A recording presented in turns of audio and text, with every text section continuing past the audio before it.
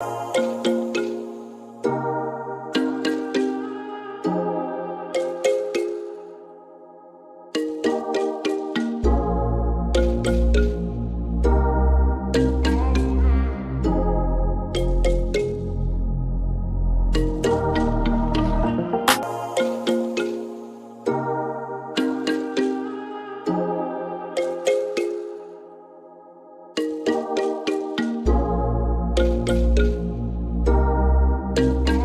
the Coffee Distinct Podcast. This is your boy DJ KO. I'm glad you guys tuned back into the show.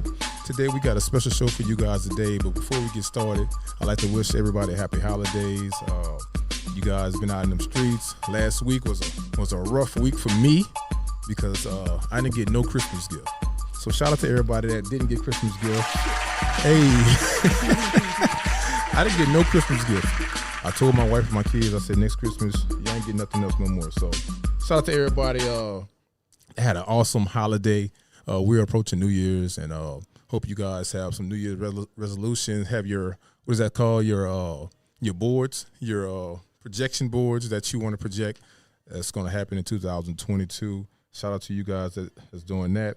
So today, we have a special show for you guys today. We have an individual that you might see in some of these places that's performing.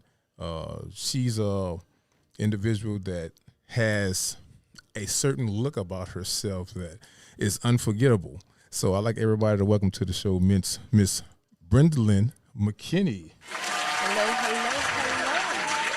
How you doing, ma'am? I am good. How are you? Oh, I'm awesome. How's the holidays treating you?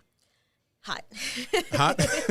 But besides that, to be truly honest, blessed and working and busy. Okay. I can ask for a better combination. That's a good thing. So, a lot of people, indeed. especially this pandemic, a lot of people, it's a struggle. Well, it's a good and a bad thing because those PPP loans came out a couple of months ago.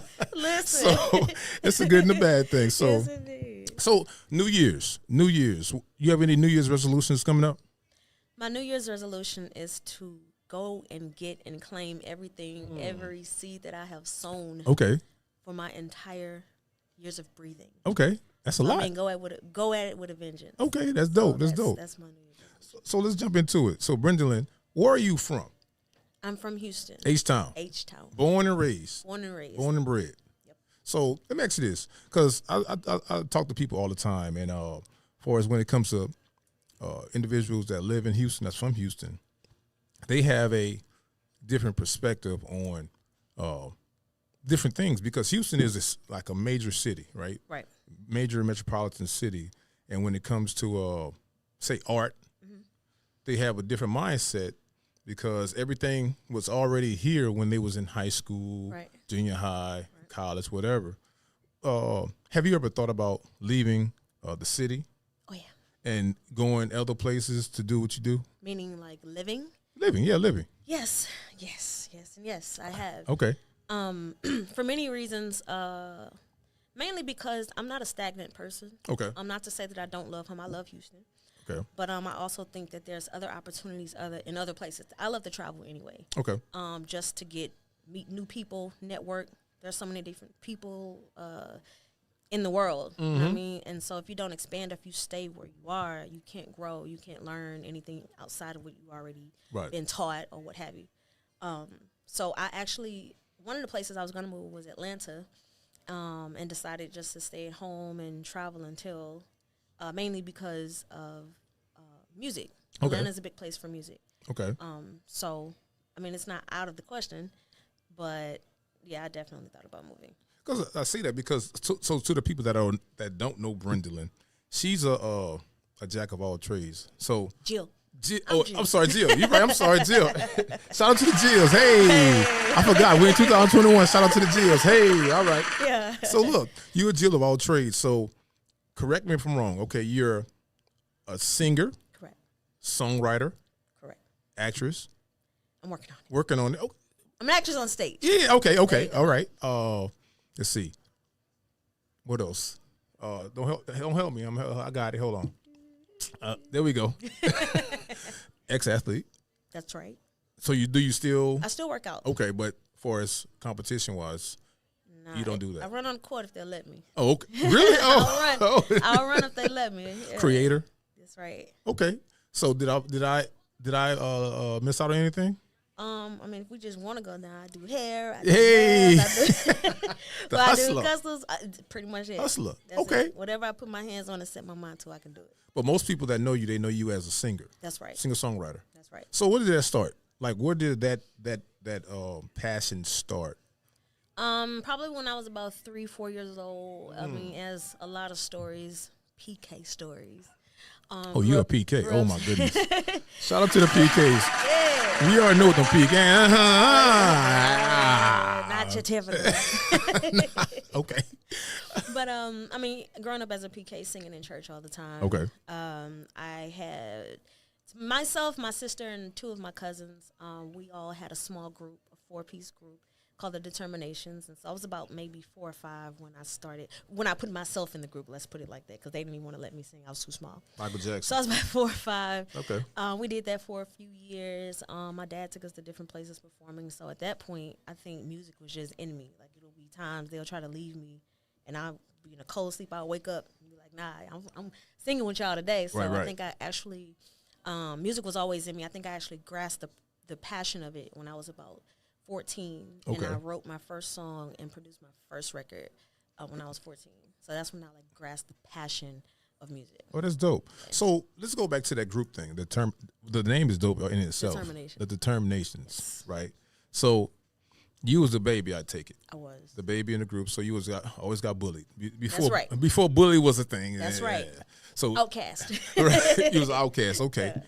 And I'm pretty sure you was probably spoiled too. You're like, you got everything you wanted. You're right. A little bit. So in that, what was that goal? Like whose goal was that for you guys to start a group as a family? My dad.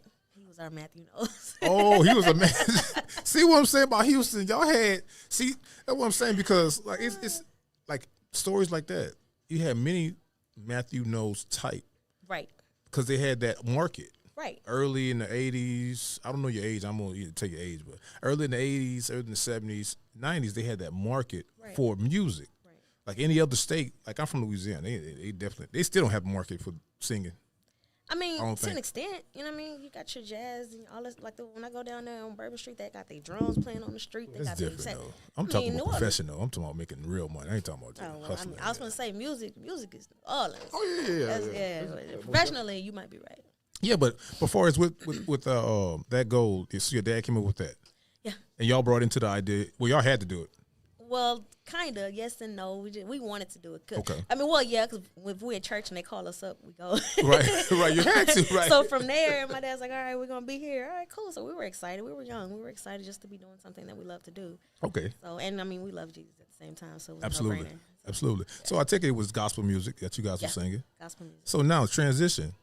Where did that transition come from, and how old were you when you said, you know what, Mom and Dad, look, I love gospel music, and it's always going to be in my heart, but I want to start practicing secular music, right?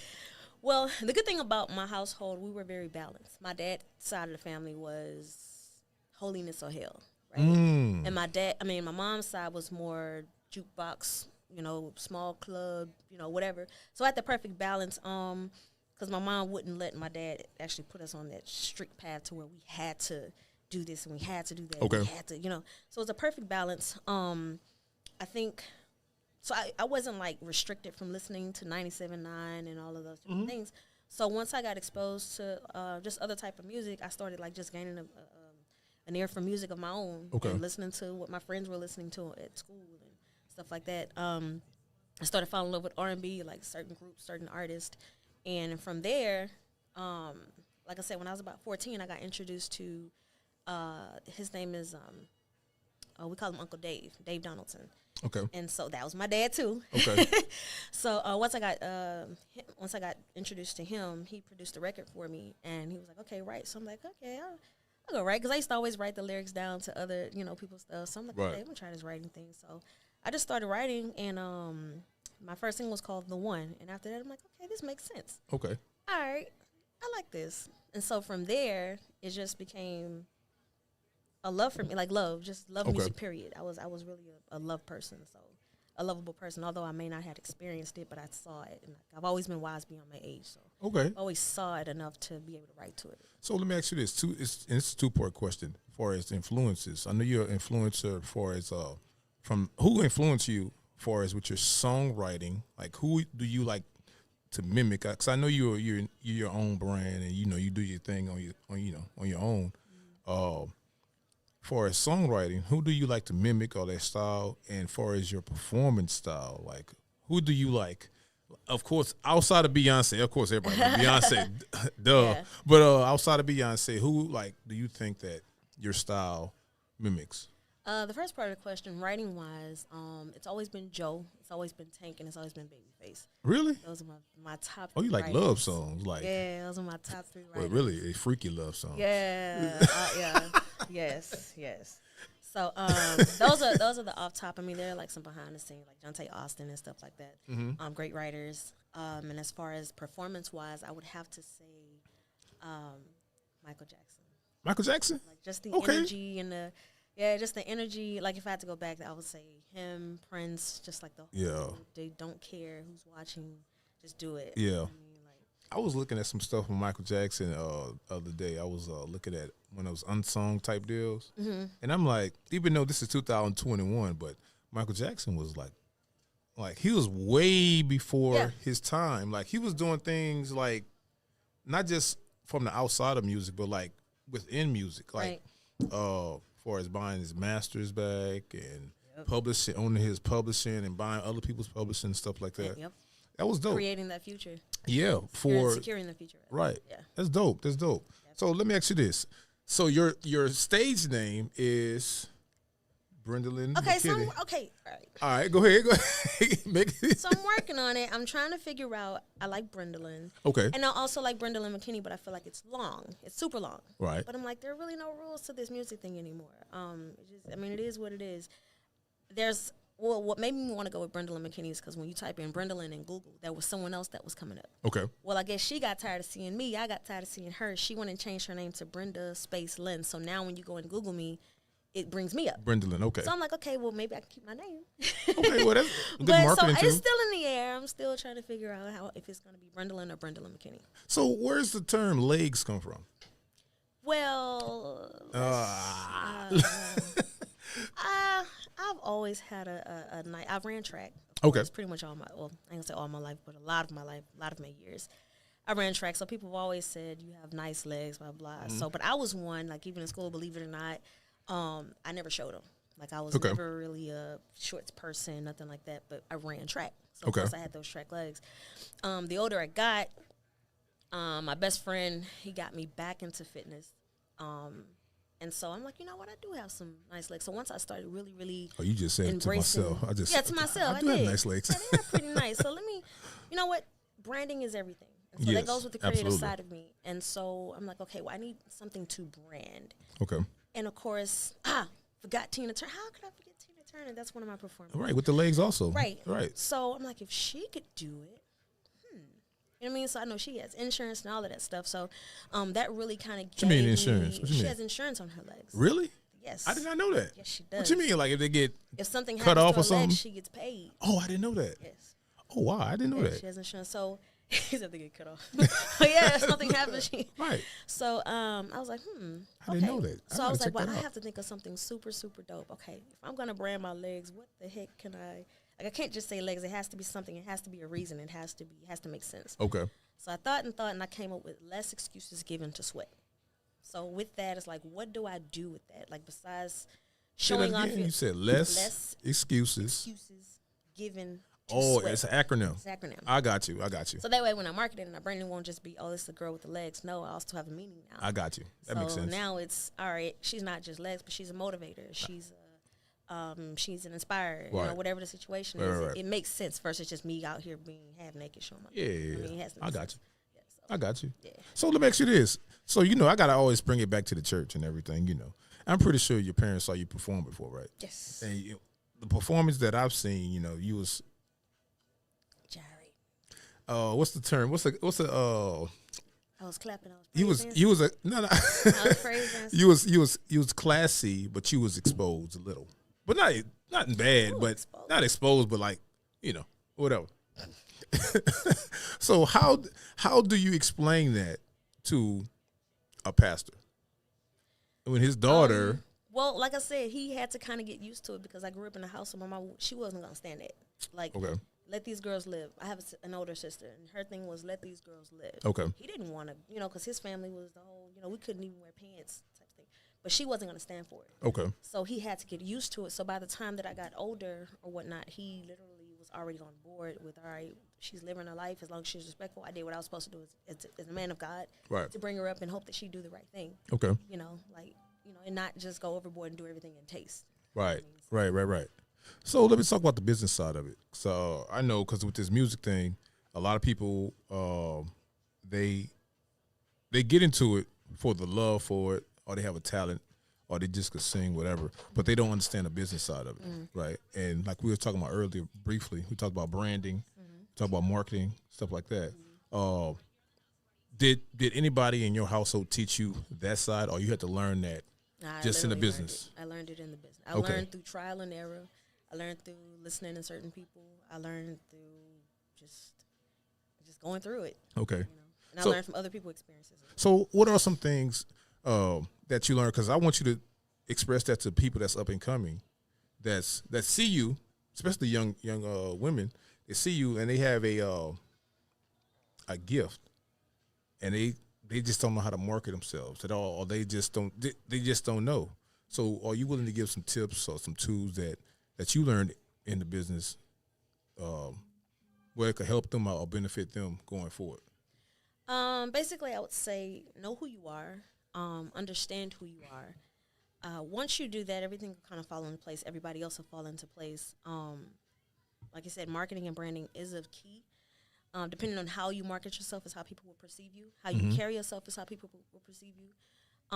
Your business, your mindset, your hustle, that's how people will perceive you. If you don't perceive yourself as such, no one else will. Okay. And your journey will be super hard. Okay. So that's, the basis. Once you do that, everything else will just fall into place. Oh, that's dope. Yeah. That's dope. Let's talk about the music. So I see that you work with a couple of people here in the Houston area. That's legends here in the Houston area. Yep. Lil Flip.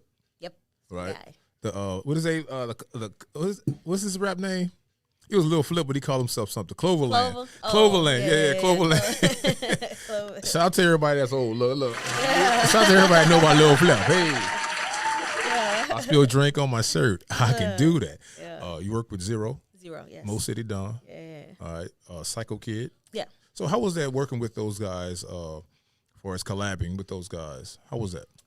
It was actually dope. It was dope because they actually gave me a chance. You know what I mean? So they actually believed in me and believed in my craft enough to even give me a chance. Those are legends, you know what I mean? Right. So Absolutely. anybody could, they could have chosen to pick anybody to do that, and they actually gave me a chance. So it's pretty dope, like being, like I would say making history, you know what I mean? Because those guys are legends, and I'm a part of their projects, or vice versa, they're a part of mine. Right.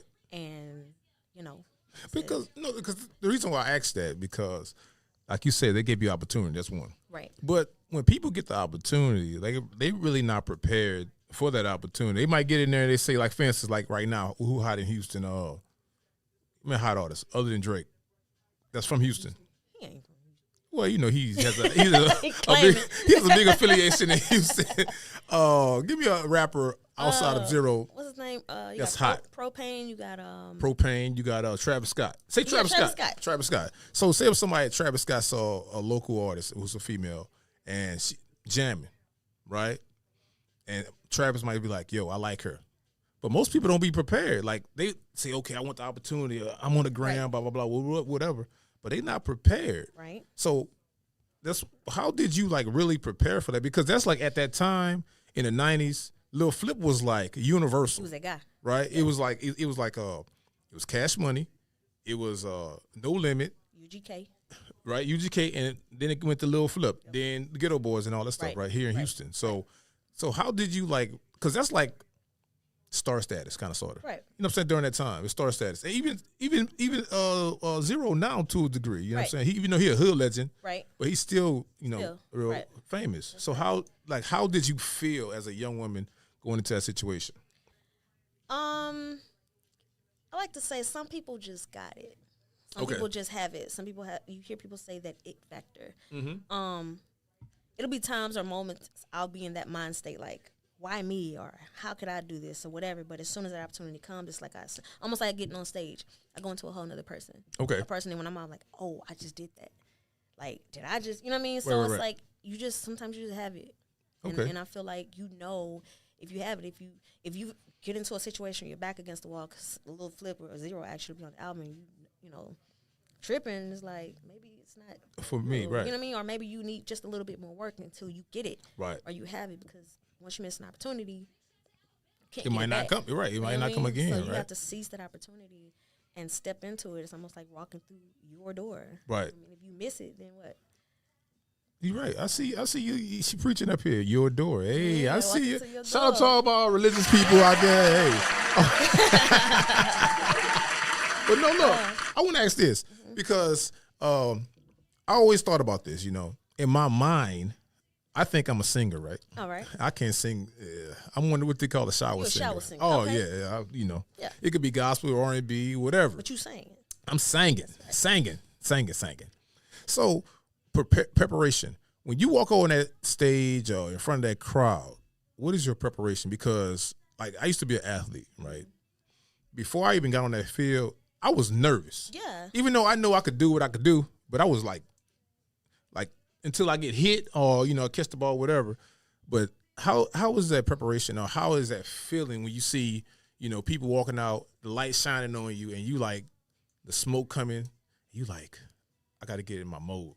Like, how is that? What's that preparation? It's literally, for as long as I've been doing this, and as many as people I didn't perform for, it doesn't get easier, and it doesn't get, I'm always nervous. Okay. So nervous. So my main thing before I even step on the stage is prayer. Okay. I pray, you know what I mean? So once I pray, me and my squad or whoever I'm with, we pray. Once it's time, it's like I'm nervous, but as soon as I hit that stage, I'm a whole nother person. Right. It's almost like an out-of-body experience. Okay. Like, it could be on my worst day. I could be tired. I could be half sick. I just don't feel like doing this, but as soon as I step on the stage, game time. Let's go. Yeah, like it's almost inexplicable. Like, I can't explain it.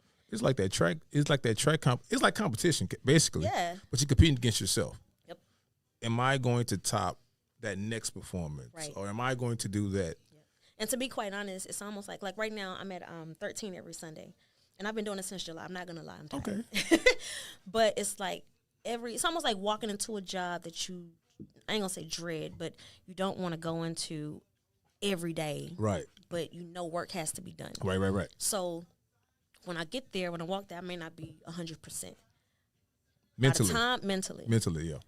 Or physically, I could be drained. Okay. Because I've been singing all week, and then here comes Sunday, right? Right.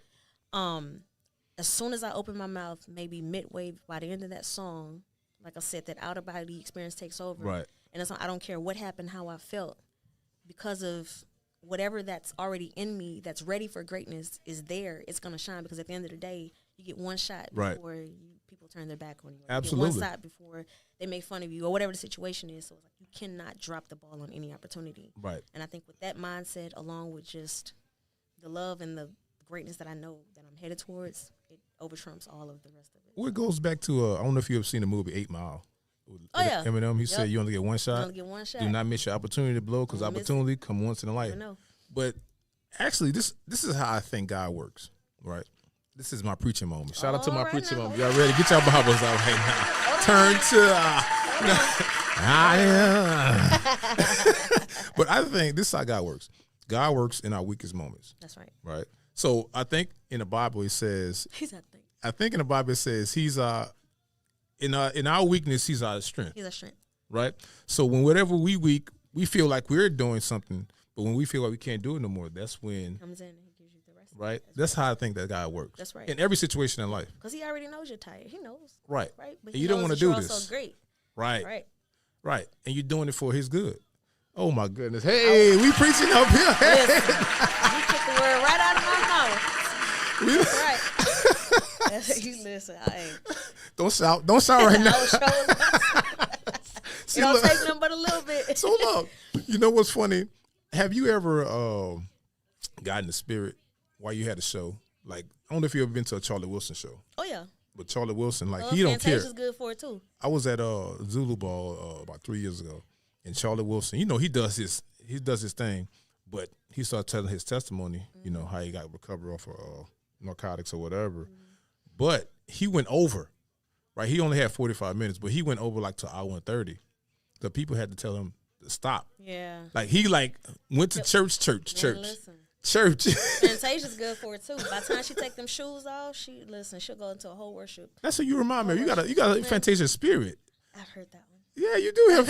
Speaking of it, you do have a Fantasia spirit. You do. I've heard that one. So look, let me ask you this: far as projects that you got, projects you have out, projects that you got coming. What you got coming? So what I have coming? Or can I start with what I have out and then? What you have? All right, so I have a mixtape that's it's a little, it's old to some, new to most. It's called In My Feelings. It's a 25-track mixtape. Okay. Still jamming to this day, and it can be found on SoundCloud. I have 3 singles that I had released. 2 of them made Billboard. The first one was called Friends, produced by Wayne. He's from Connecticut. Okay. And that one made Billboard. And I also did the remix with Flip, with Lil Flip. Okay. Well. So, and then the next one was Get To You. It made top 5 most increased plays for Music Choice. It was myself, Lettucey, Bruno Mars. Okay. Dope. So Some heavy hitters on that, girl. yeah, I was the only. Yeah, I kind of felt special a little bit. Hey. And I need your autograph after the show, man. so that in the remix. So then I also released an EP called Hurt Heart. It's a 7-track EP. Okay. Featuring Psycho Kid, which is also my cousin as well. Featuring Psycho Kid on there, and that was produced by Davion Botts, my producer. Okay. And so that can be found on all social media websites. And from there, I've just been working. I ended up working with Raheem Devon. Okay. And so him and I, we're about maybe 10, 11 tracks in from working on an album, which is now going to be a project that we're going to release together in fall of 2022. Oh, dope.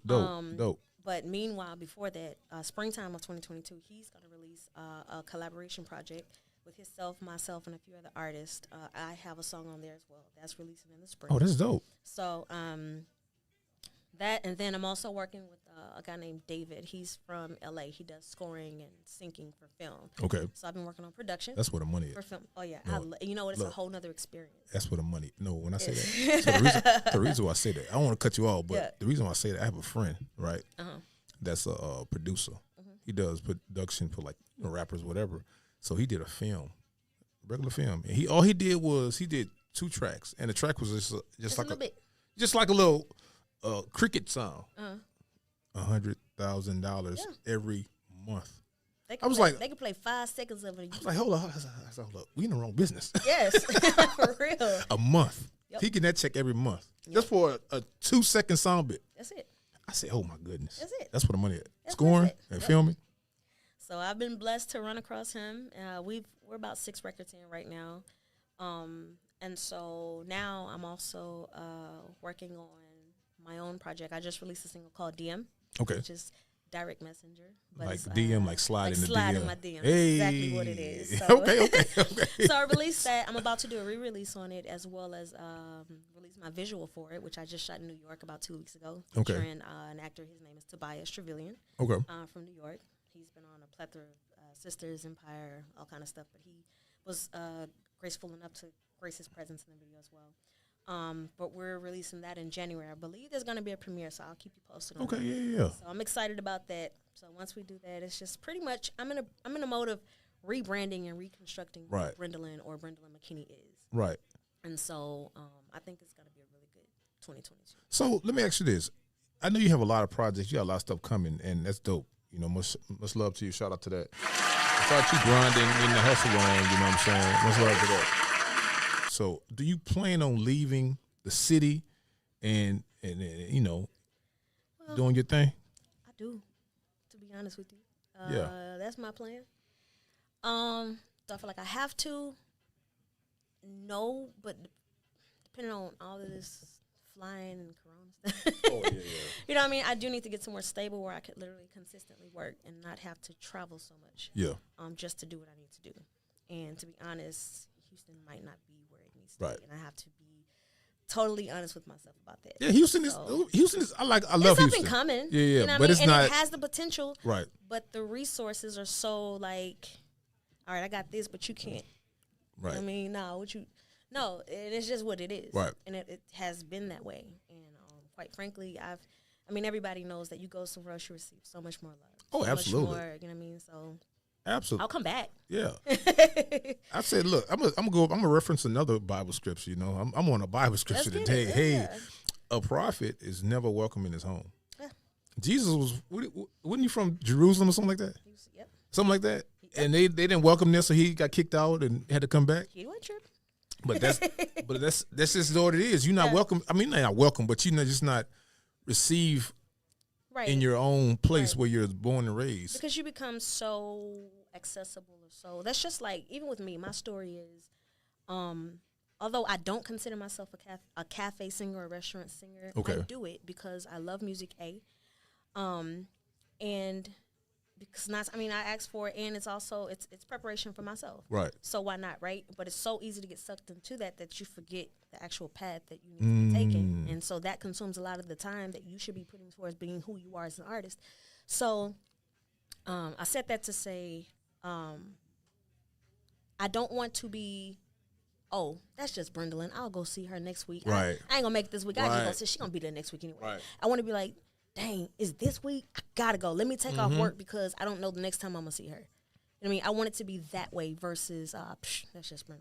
Right. Oh yeah, I seen her last week. No, like, oh, that's Brendalynn, you know what I mean? Right. So it's just it makes people receive you more, it makes people respect you more, it ups your value when you're inaccessible. So let me ask you, that's good. I see you made me think about something because now, and no disrespect to everybody that's a cafe singer. Quote, yeah. No disrespect. Not at all. No disrespect in Houston. You know, we got a lot of cafe singers. So, no disrespect. Right. So, what if somebody considers you as that? Is that like a sign of disrespect? Or do you think it's like they just don't know? Because what you do is you put a lot in your brain, you put a lot in what you're doing, but you don't want to be classified as that. Right. Even though you perform at a restaurant, but you don't want to be classified as that. Right. So that stigma. How do you like allow? Well, I don't know if you can control it, but how do you allow that stigma from other people if they ask you, "Oh, you the girl that sings at Burger King or whatever"? Not Burger King, but you know what I'm saying. Yeah. Stop being so consistent with it. Like I just really mentioned, like you know, it's okay to do it here and there, but. Like, as far as I have one residency right now, and I'm okay with that. Yeah. It's a good residency. I'm at 13 every Sunday. That's James Harden's restaurant. Yeah. I have no problem with that. A lot of exposure. Will I take another residency? Probably not.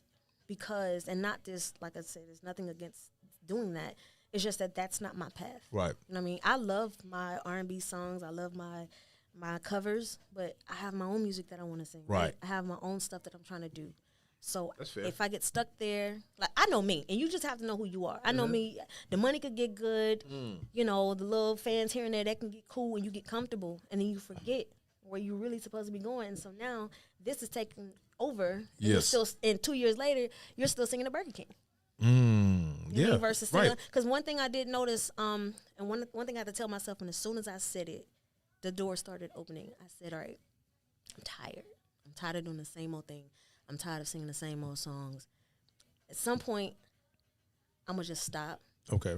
And because the thing is, I can't go home and dream big and then come out and do small. You know what I mean? That's true. I can't go dream being on big stages and just focus on what's the next restaurant I'm going to go sing at. That is true. You know what I mean? So I'd rather put that energy into figure out how can I get on these big stages? How can I open up? How can I do these festivals?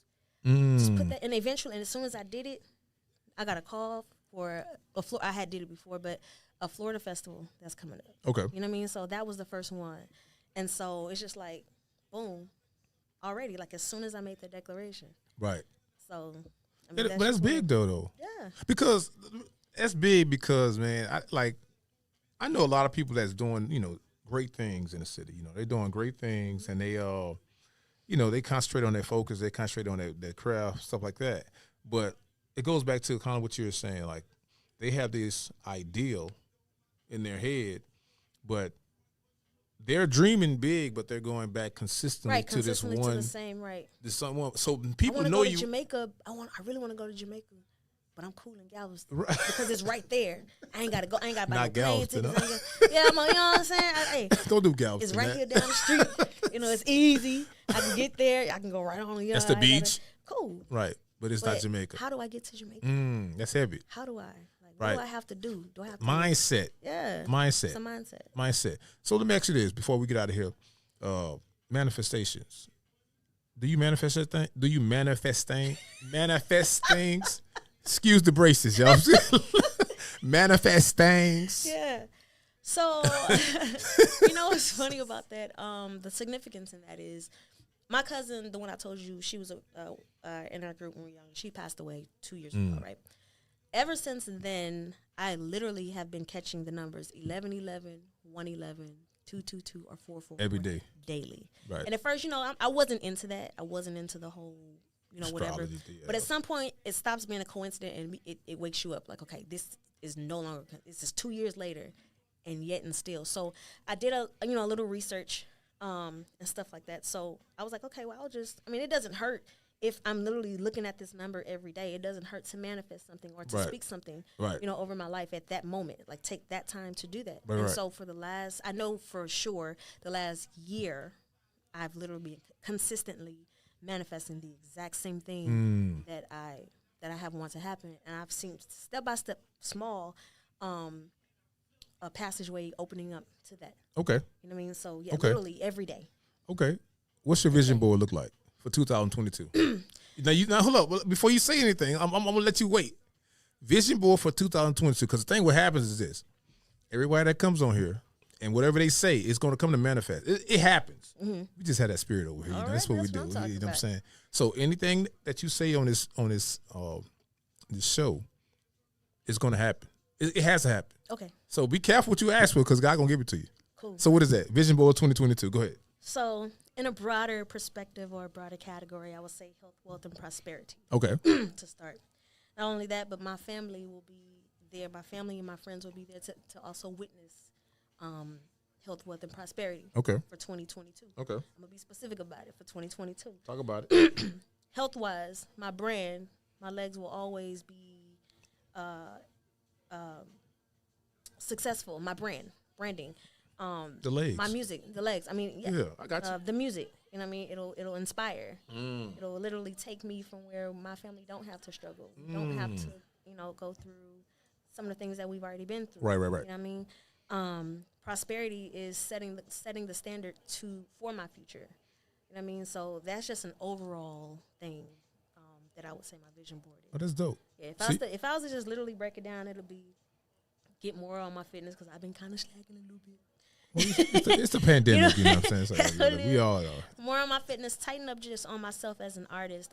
My goal by the summertime is to at least be on the beginning of my road to all the things, those three things. Okay. You know what I mean? The beginning, noticeably, not just still wishing, but right. walking in my purpose at that point. You know what I mean? Well, running in my purpose, because right now I'm walking. I got you. But literally running and striding and flying in my purpose at that point. Got you. So that's wonderful. That's beautiful. So let me ask you this: where can the people find you? Where can performance? Where you performing at? Your residency, social medias, websites, whatever you got going. Where can the people find you? You can find me on social media at It's Brendalynn. That's on Instagram, of course. And then I'm also on Facebook, Brendalynn Mckinny on Facebook. Those really are the only two that I really use and respond back to. You can also catch me at 13 each and every Sunday for brunch from 1 to 4 with the Goodfellas Band. Dope. Yo, we be jamming. We be jamming every Sunday. So if you can't catch me anywhere else, you can always catch me on that Sunday. But if you want to find out where I'm going to be, you got to go to my pages, because I'm always post about it. I'm going to always put up some type of promo for it. So that's how you'll know. Okay. But like I said, if you can't catch me, you can always catch me on Sunday. So don't say I've been trying to look for you, because you know where I'm going to be. That's dope. That's dope. Yeah. So when you hear that music, you know what time it is. So guys, look, I appreciate you guys for tuning in. Look, make sure you go to Brendalynn page right now. Don't slide in her DMs because you're trying to, Holla at her, you know what I'm saying? I see where she's going at. She's doing her thing. She's about to get out of here. She's about to represent H-Town in the fullest, right? Yes. And it was on Culturally Distinct. Y'all remember that. Yes. But make sure you go to Brendalynn Mckinny on Instagram. Brendalynn Mckinny on Facebook, and it's Brendalynn on Instagram. On Instagram, okay. Yeah. Every Sunday. If we go to 13 this Sunday, you're gonna be there. This Sunday, it all stays the same. If right. Mr. Harden says yes, I will be there. 13 restaurant here in Houston. If you're in the Houston area, those who are traveling for the New Year's, you come to 13. James Harden Restaurant. Brendalynn will be there for brunch. Make sure you hit her up from 1 to 4, correct? With the good fellas. They're going to be jamming over there. I might go over there. Me and my wife might head over there this Sunday and check it out. Matter of fact, you know what? We coming. It's New Year's. Y'all heard what he said, right? I'm coming. I'm coming through, y'all. Y'all going to see me over there, all right? I'm going to have my Sunday's fine. Sunday's best song. Sunday. Well, yes, that's right. Houston Sunday Funday, right. Guys, I thank you guys for tuning in to the Culturally Distinct podcast. This is your boy DJ KO. I appreciate you guys. Look, I'm going to see you guys in the next year. I love you guys.